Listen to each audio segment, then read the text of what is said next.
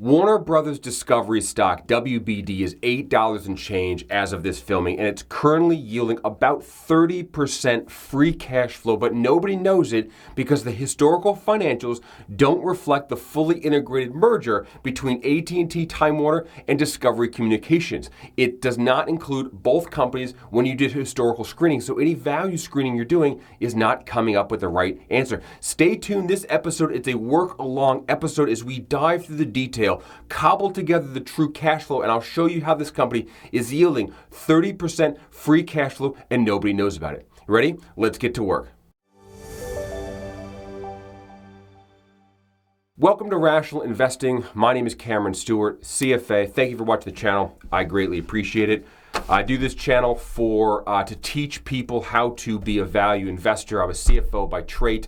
I work for private equity companies, and I do this channel as a hobby to hopefully teach you how to run numbers for yourself. Now, I want to dive into Warner Brothers Discovery. Like I said at the outset, it was a merger of AT&T Time Warner and Discovery Communications back in 2022. They had very robust plans for the combined companies of $50 billion of total revenue. They've missed that. The CEO of the new combined business, Warner Brothers Discovery, said that because of the strikes they have had in SAG and AFTRA, a little bit of probably robust planning when they were trying to merge the companies together, they've missed the numbers, but he still sees that there's lots of opportunity for this business to grow, and I believe it. As a result, the stock, unfortunately, has absolutely cratered. There's some activists in there, so there's a lot of drama going on in the stock, but people aren't really looking at the full picture when you do your screening, and we'll get to that in a second. But first, let's just talk quickly about rational investing. What we do here is we are equity investors. We buy stock, we hold stock for a long, long time. You are not flipping the stocks. There are no flashy green lights. I'm not hitting a button with bulls and bears going off. This is looking at cash flow and thinking about, in 20 years from now, am I going to have more than I started with? That's what we're trying to do here, and we look at the pure cash of every investment and approach it from a conservative, value-based perspective. So that's what we're going to do, and we review each company for 5 key attributes, which is basically the starting point for where we would begin due diligence. You want to see companies with top-line revenue growth. You want earnings growth. It could be enterprise, it could be EBITDA, it could be operating income, but you want enterprise-level earnings growth. You want strong free cash flow. You want low debt, and you want a well-priced stock. What is a well-priced stock? Well, it's just a stock that is reasonably priced. You don't need to pick up a cigar butt stock. You're not buying something for asset value. But at the same time, you're not playing 20, 30, 100 times earnings for a stock. We want something that will get our money back fairly quickly. That's it. It's that simple, but it's hard to do. So Warner Brothers, as I said at the outset, the stock is very, very interesting. It has had a lot of trouble. We've just published it in the Cash Flow Club. Thomas did a great job with the write-up, and I want to highlight it in this video. The first and foremost, what is Warner Brothers Discovery? It's behind me. Check out their website. You can type WBD space IR in Google. That's Warner Brothers ticker, and IR is Investor Relations. Hit go. It'll bring you to their page. And I highly recommend that you read all their disclosures. It's great material, and not many people are reading it. I wanted to highlight some of the brands they own. It's very interesting. When they did the merger, they got brands like, you can't see Max here. They own HBO. They own WB, obviously, HDTV, TBS, CNN, Discovery, the TNT own network. They own Food Network, Discovery. They own DC Comics. So I don't know why this is here. That should just be there. DC, so Superman. They own the Harry Potter series. There's a lot. The Cooking Channel. They own sports. There's a lot. Adult Swim. They own a lot of stuff here, a lot of assets here that have value long term, and it's up to them to commercialize them over time. That's what all the big entertainment businesses do. Now, the business itself is moving to a direct-to-consumer model. Instead of big movie releases, they're going to the subscription networks, which you can see with HBO and Max and so forth. Those are all paid subscriptions now. That's called Swallowing the Fish. It's a book that was written a long time ago called Subscribed. It's when you take a business model that is used to making sales, big sales, like big movie releases every month, quarter, whatnot, and you move to a subscription model. What happens is you have a drop in revenue as you lose the one-time big hits and you convert to subscribers. But over time, as subscribers build, cash flow returns and it makes an outline like a fish. The tail drops down and then the body picks up over time. That's what they're going through currently. And as a result, the stock is all over the place, but it's an opportunity, in my opinion, to pick up a stock that's kind of interesting that over time could move over to a subscription model and build back revenue. And that's kind of the story you're going to hear when we go through their earnings. Okay, I want to start by going through their Q4 earnings that they released. You can find this on their investor relations website. I suggest you print it out. We're going to do a little work along episode, but I want to read the statement that the CEO, President and CEO David released, just to give some background, because I told you at the outset that they stumbled after they made the merger. Making a merger of this size is extremely difficult. They were expecting growth to come out of it. They did not grow. They shrank, and so they're trying to figure out how to grow. And I think they were a little fast with their assumptions of how easy it is to take two companies, put them together, and grow. Doesn't mean they can't grow. It's just going to take them a little bit longer to do so. So here we go. Here's David. After executing against our strategic plan to reposition the company, we are now in solid footing with a clear path of growth. Okay, fine. That's just basically, he has to say that. We generated $6.2 billion of free cash flow and paid down $5.4 billion of debt in 2022. Hold the phone. The very first thing he says that's of issuance at the very top here, we generated $6.2 billion of free cash flow. What did I always tell you? If businesses don't make any revenue, they talk about demographics, they talk about TAM. If people have revenue but they can't make a profit, they talk about revenue, they talk about customers. Only companies that talk about free cash flow put at the very top of the business. Congratulations, sir. Thank you for doing so. We generated $6.2 billion of free cash flow last year, and what they do with it? They paid down debt of $5.4 billion, which puts our leverage ratio, which you and I always look at 3.9 net leverage. So they are aware of the leverage issue. They are rapidly trying to generate as much free cash flow as they can, and they're buying down debt. They are addressing it at the very top of the very first page of the earnings release, and I greatly appreciate that. Kudos to you, sir, and the investor relations team for doing what you need to do. We have an action plan for 2024 that includes a rollout of Max and a key international markets, more robust creative pipeline, further progress against our long-term financial goals, and are confident that we're able to drive sustainable operating movement and enhance shareholder value. So I like that statement. Good for you. And then down below, they start giving some details on the actual operating performance of the business. I'm not going to read every line. I suggest you do that, but I really do like a couple things. One, they're calling out revenue for the quarter. Revenue decreased 7%. You'll see that. A lot of that had to do with the after-SAG strike that happened mid-year. They talk about the loss right away of $400 million, which is a bad number. But then there were some reasons why that they lost, and you can do some adjustments, and they got an adjusted EBITDA we'll talk about, $2.4 billion, almost $2.5 billion last quarter. Then they say, right, cash from operating activities, you like to see that, $3.6 billion last, then free cash flow, 3.3. So they're giving me the highlights. The highlights that they're saying are accurate, and they have a good percent change prior period, which is great to see, kind of relative how they performed year over year. I like that. Then they repaid $1.2 billion of debt during the quarter, ending quarter debt of $4.3 billion. Excuse me, this is ending cash, $4.3 billion on hand, $44.2 billion of gross debt at a 3.9 leverage. I like that again. Direct-to-consumer DTC customers globally, just shy of 100 million at the end of the quarter, which was 1.3 million customers higher from the acquisition of Blue TV.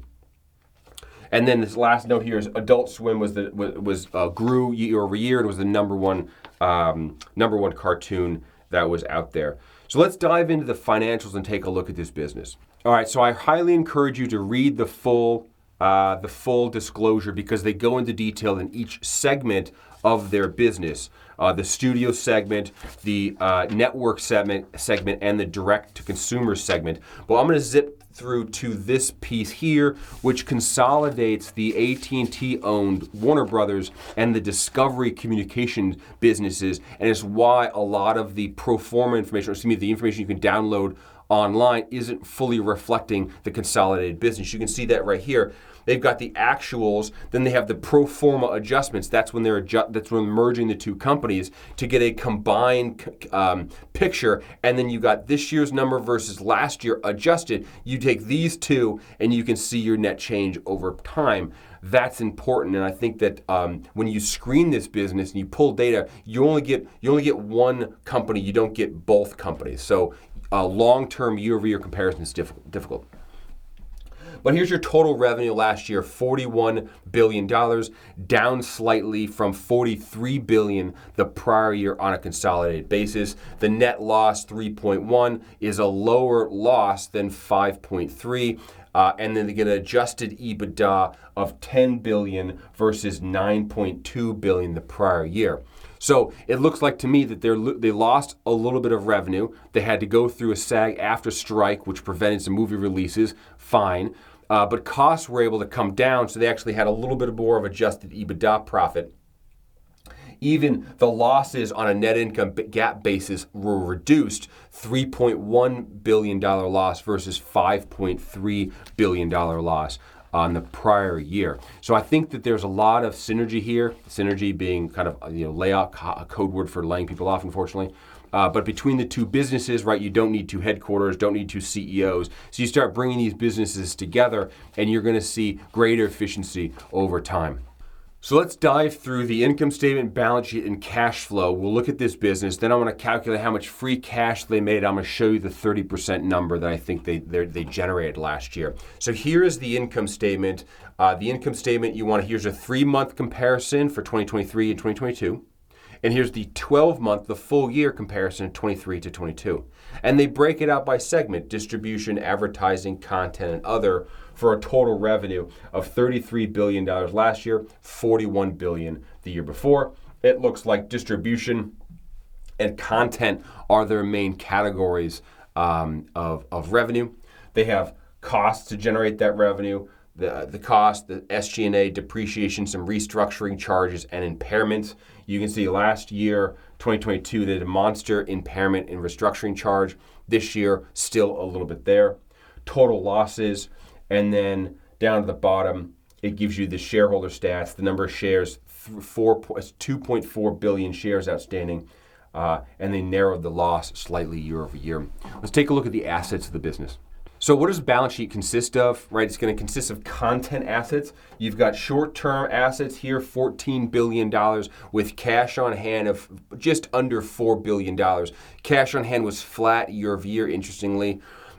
They've got television and film content and game assets, $21 billion. That's probably like the content that they've invested into, Harry Potter, Batman, all the not acquisitions, but the filming that they've capitalized for those television shows and movies. You've got goodwill and intangibles. That is about $70 billion right there. That's a big chunky number, and that's a number that's going to be very hard for them to turn into cash should they have to liquidate. This is premiums that they paid for acquisitions that they made in the past at a higher than book value. They get booked here. Those dollar amounts are hard to realize should they get into financial trouble. They have $122 billion of total assets, about half of which is this goodwill and intangible. Not great, but not a huge problem. Take a look at liabilities. $15 billion of current liabilities. You'll see that that's just basically equal to the $14 billion of current assets that they have, which is good. They're not upside down in their working capital. They have cash, and they have enough cash, and cash was flat year over year. I like what I'm seeing here. And then here's your total non-current portion of debt, $41 billion. Here's the current portion that's due this year, $1.8 billion. So these two numbers is the total debt that they're trying to buy down. And when you take that debt against the EBITDA that they get, they're less than 4 times. They're bringing it down to 3 times coming up. And then the remaining equity of a positive equity balance. Let's take a look at the cash flow statement. It's the absolute best statement that there is, and it's going to show you where they actually generate their money. Okay, cash flow. This is the favorite. This is about what are the three statements of cash flow? Operating, investing, and financing. Let's check out operating first. So operating is always the top third. There's usually a bold line here, and it's typically bold, but this time it's not. It says investing, cash provided from operating activities. $7.477 billion. That's up from $4.3 billion the prior year. That's hard cash, Jack, that they made from making their content, selling ad space, running their business.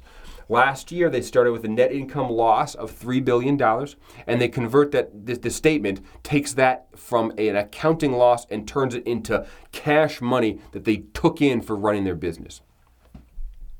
A lot of the loss is just the amortization of the content that they have produced in the past. As that content, like old movies and TV shows that they have spent money to build, they capitalize on the balance sheet, and then over time they expense those as they continue to release the movies. They go to DVDs and so forth. They can take the build cost of that content and run it out over multiple years. The culmination of that is that $16 billion charge to expense content that they built, that they already created in prior years. So it's a non-cash item. They add it back.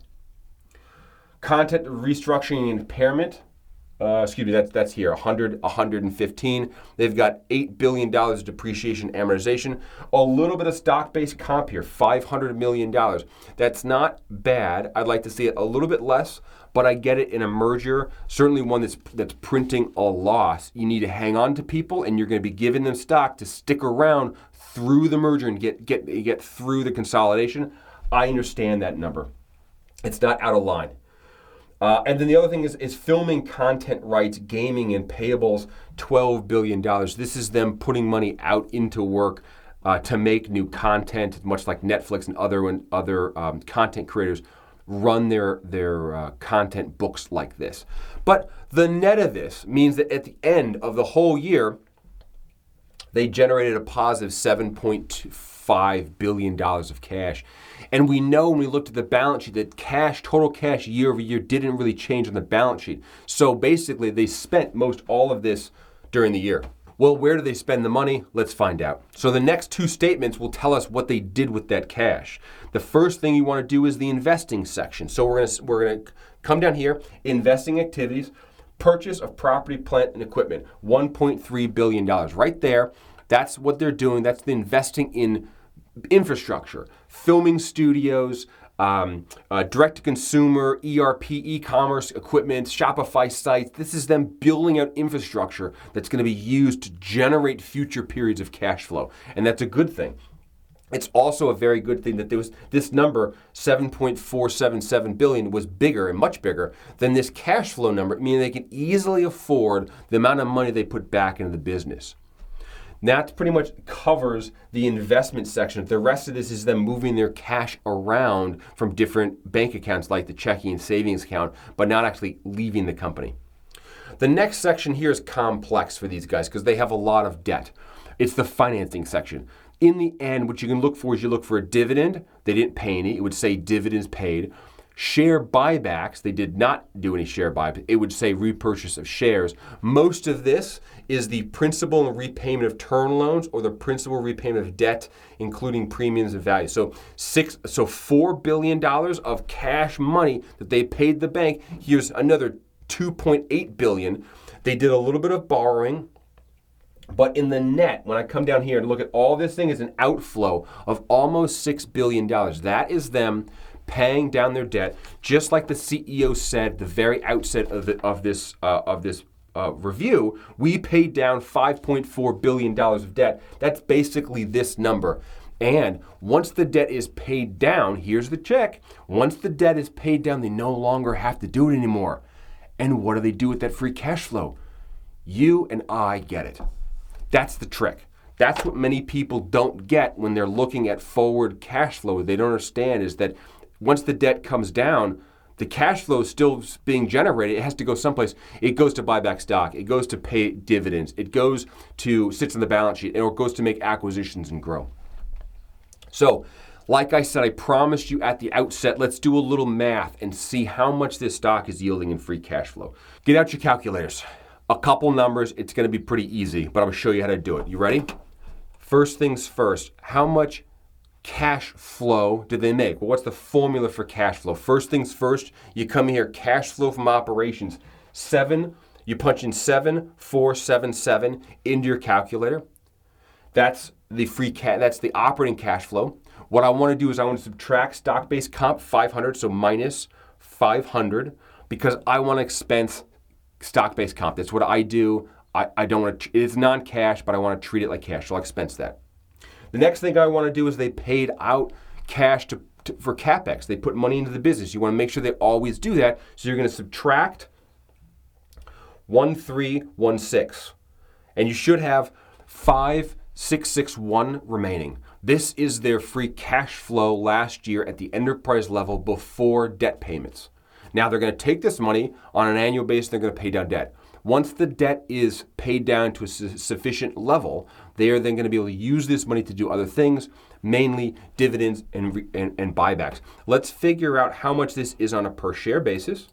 So we'll go up to our income statement, scroll down right here, diluted shares outstanding. So we'll divide by 2,436 billion shares, and I get $2.32. This is how much free cash flow they make without debt payments per share. What's the stock price today? It's about $8.30. Divide this by 8.3, and I get 27.9. This is 27.9. This is 27%, 27.9% free cash flow yield on this stock as of today, assuming last year's cash flow remains the same going forward. That's the big caveat. They don't have to grow the business. They just can't shrink it too much more. That's the big if, that's what you're gambling on. So let's go back. Let's take a look at the one-pager that Thomas wrote in the Cash Flow Club, and let's take a look at the forecast. All right, so here we are inside the Cash Flow Club. If you're a member, I'm sure you saw this a while ago. He posted it back in February. It's been a great summary, and we've been watching the stock as it's continued to perform, shrink, but nevertheless turn in some healthy cash flow numbers. Here's his write-up. He was talking about some of the various conflicts that they've had within the company and industry, such as the strikes, such as the activists. Okay, behind me is the one page that we published a while ago, and you can see when we pull data from sources, it will not go when two companies merge and they become one. They're only required to restate, I think it's 3 years of financials, and they don't even have to go back and put those back into the systems which aggregate financials that you and I pull. They just have to disclose it in an annual report. So this data here, this $5.5 billion in 2013 that they produce only reflects one of the two companies. So it's very difficult to go back and look at it long term. Even last year, this in 2022, they made $33 billion of revenue. That does still not include all the consolidated earnings. What I just went through in their earnings release shows the pro forma numbers and shows the consolidated numbers. What I wanted to show on this one pager is really the forecast. What I showed you was $2.30 of free cash flow, I believe, if I was correct.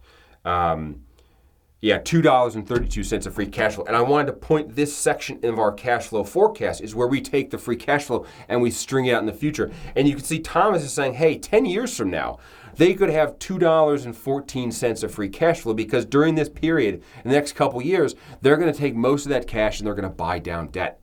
But once the debt is down, it's going to free up this cash flow and it's going to spike. See, he's got it from 80 cents to $2, and then it grows from 2 to 14. You apply a very high free cash flow yield to that of 11, it's a $19 stock.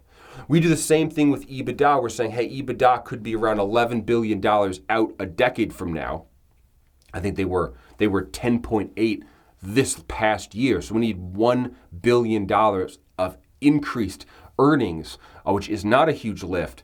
They do need to turn revenue decrease and move to increase, so they need to swallow the fish for a little bit. But I think that's going to happen. And if they do that, you put a 7x multiple on it, you get a $19 share price. Well, the shares are currently trading at $8. So if we look at this little handy dandy IRR chart off to the side where it says, I'm going to own this pro rata share of free cash flow over time, which is going to be thin the next couple of years because they're buying down debt just like the CEO said they were. But once they hit that level where they're going to stop buying down debt, that's going to unlock free cash flow. And here you go. The back half of the decade, you're going to have strong cash generation. That means the stock should respond once that cash is unlocked, and the stock price would rise. So over that time, I buy it. When we did this, it was $10. It's now, and we're forecasting a stock price of $19. It's a 17% IRR when the stock was $10.25. It's now $8 and change. So I'll come down to this, the variable table that we published that shows at different prices, given the same assumptions about cash flow, what's the return? At $8, it's a 21% every year returning stock. IRR is a time-weighted return metrics that annualize. That means if this pans out and you buy the stock now for $8 and in 10 years from now the stock is $19 and these cash flows panned out, you would have made 21% on your money every year for a decade, which is a very, very strong return for a company that has incredible brands and incredible assets that they can use to monetize. And it looks to me like a leadership that understands free cash generation, buying down debt, and is walking the walk when they talk about enhancing shareholder value. So I get that they misstepped out of the merger of the two. That is messy work. Believe me, it's extremely hard to forecast what they need, what's going to happen when they spin out of those two companies. But now as the dust settles, you're able to see who on the team is a real player and who's not. You kind of optimize there, and you get back on the track of growing your content, and over time, you should be able to do that. So this is a very interesting stock, but it's a hidden gem, and it is yielding 27% free cash flow, 30%, like I said at the outset of the video, the reason nobody sees it is you have to dig. You can't just filter, you can't run a screen that says, give me the best stock out there, and it's gonna happen. It doesn't work that way. All right, let's review the 5 key attributes with the stock. It's going to be a little bit tricky. Number 1, is revenue growing? Well, last year it did not grow. But historically, these businesses independently were able to grow their revenue. So I'm willing to give it a pass on last year's slight miss on revenue. I think long-term they will grow. They have grown in the past, so I'll check the box on revenue growth. Earnings growth. Earnings growth is there. The EBITDA is positive. It's growing over time. Last year, again, they stumbled with the strike and so forth. No business is perfect, so I will again check that box. Strong free cash flow, yes, I think they make good cash. It's certainly more than the CapEx that they have, so I'll check the box. Debt, I can't check the box. Technically, they are not meeting the less than 3 times coverage that we look for. And then the well-priced stock, yes, I think it's well-priced. So I'm going to give it a good. I know it's not meeting the debt right now, but I think the debt they paid off was variable rate debt because they knew interest rates were rising. That's a smart decision. And then once interest rates did increase, the bonds that they had outstanding fell in price and they bought those back too. So I thought that's good financial discipline. They're on their way to solving that problem. Nothing's perfect. This stock does have a lot of moving parts to it. Please, please, please read all the disclosures, listen to management's presentation, make your own decision. But I think looking at how far the stock has come down and the underlying assets that they own, I think it's rather interesting if you're going to look at this thing, say, hey, 10 years from now, is Hogwarts and Harry Potter still going to exist? Is HBO still around? Is Max? Is Batman? All that stuff, I think that's still around in some form or another. Is it subscription? Is it big movie releases? Who knows? But I think they're going to be able to monetize that content and go after more content. So I do very much like that. If you liked this type of review, if you like this kind of detail, if you're an analytical person, if you like building your own investment portfolio out instead of doing the index investing, which is everybody's doing. I highly suggest you check out my website, cashflowinvestingpro.com. There are two things on that website I'd like to make you aware of. One, I teach courses. One, if you want to be a financial analyst and learn how to use a keyboard like this to drive Excel and with no mouse and build a forecast model that you can use to pitch yourself to investment banks, private equity, to hedge funds, to corporate finance to get a better job. I teach you that course. I'll teach you what you need to know to nail your interview when you walk into an investment bank. I used to interview people as an investment banker, and it's a simple test that they give you to build out a three-statement financial model. If you can do it, you're guaranteed next round. Number two, I teach just a cash flow investing course. How do you build a forecast for a stock? How do you find what EBITDA is? How do you calculate free cash flow, debt levels? What is a market multiple? What is a yield? How do I build a forecast? And you should build a forecast model for every single one of the stocks that you own. You read the annual report, you update your model. You read the annual report, you update your model. That's the way you track the business, and that's going to limit the number of stocks that you can own. You're not buying 30, 50 stocks. You buy 10 to 20, the best ideas you have, and you let those run for 10, 15, 20 years. That's the way people make money in the stock market. It's an illusion. The Jim Cramers of the world that make money, he's a TV show. That's just the straight truth. Those are the two courses. If you're interested in learning a little bit more, I'm happy to teach you. Check those out. If you don't want to do the work yourself, we've got a lot of analysts in the Cash Flow Club. It's a monthly club where we produce cash flow one-pagers just like this behind me. It gives you 10 years of historical information of cash flow, shares outstanding, debt levels, CapEx, revenue, IRR, market cap, enterprise value, and some ratios. And I summarize the 5 key factors here to give you an idea of what we think this stock could be worth. Is it perfect? No. Make your own decision, but it is a guide. We show you the detail of how we come up with the long-term forecast. So if you don't believe the assumptions, then don't believe the forecast. That's fine, but at least you have the underlying data of how we arrived at the numbers, and you can judge for yourself. So check that out. Those 3 things are on the website, cashflowinvestingpro.com. If you want to become an analyst and you want to work with us, I'm happy to work with you and teach you to become an analyst if you join the Cash Flow Club Analyst Program. David and I will help train you to do it, and you can contribute in the club. One of our members got a great job at a money management company. We're very happy for him. I'm happy to work with you and get your career to level up, to do whatever you'd like to do in this world. I'm here to help you. My name is Cameron Stewart. This is Rational Investing. It's been a review of Warner Brothers Discovery. Hope you liked it. Let me know in the comments what else you would like to see. Throw something down there, helps the algorithm. Share it on social media. You know the usual stuff. Hit the subscribe button. I'm trying to grow the channel, and see you next week. Thank you very much. Bye-bye.